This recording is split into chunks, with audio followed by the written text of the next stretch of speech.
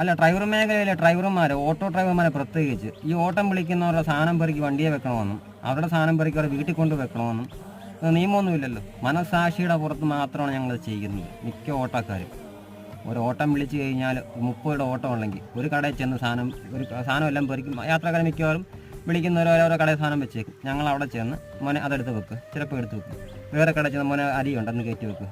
50 അരി കയറ്റി ചുമന്ന് കുരിച്ച് വണ്ടി വെക്കും. തിരിച്ച് അവരുടെ വീട്ടിൽ ചെന്ന് ഇറക്കി വെക്കും. ഇതൊക്കെ ഞങ്ങൾ മനസാക്ഷിയുടെ പുറത്ത് ചെയ്യുന്നതാണ്. കാരണം ഞങ്ങളുടെയൊക്കെ അമ്മമാരുടെ പ്രായമുള്ളവരും അച്ഛന്മാരുടെ പ്രായമുള്ളവരും ചേച്ചിമാരുടെ പ്രായമുള്ളവരും അപ്പൂപ്പന്മാരുടെയും അമ്മൂമ്മയുടെയും പ്രായമുള്ളവർ അവരെ കാണുമ്പോൾ നമുക്കറിയാം അവർക്ക് പറ്റത്തില്ല. അവർ ഉള്ള ചില്ലറയൊക്കെ ഞുള്ളിപ്പറിക്കാതെ മേടിക്കാൻ വരുന്നത്. അപ്പം നമുക്കത് ചെയ്ത് കൊടുക്കുന്ന ഒരു സങ്കടമില്ല.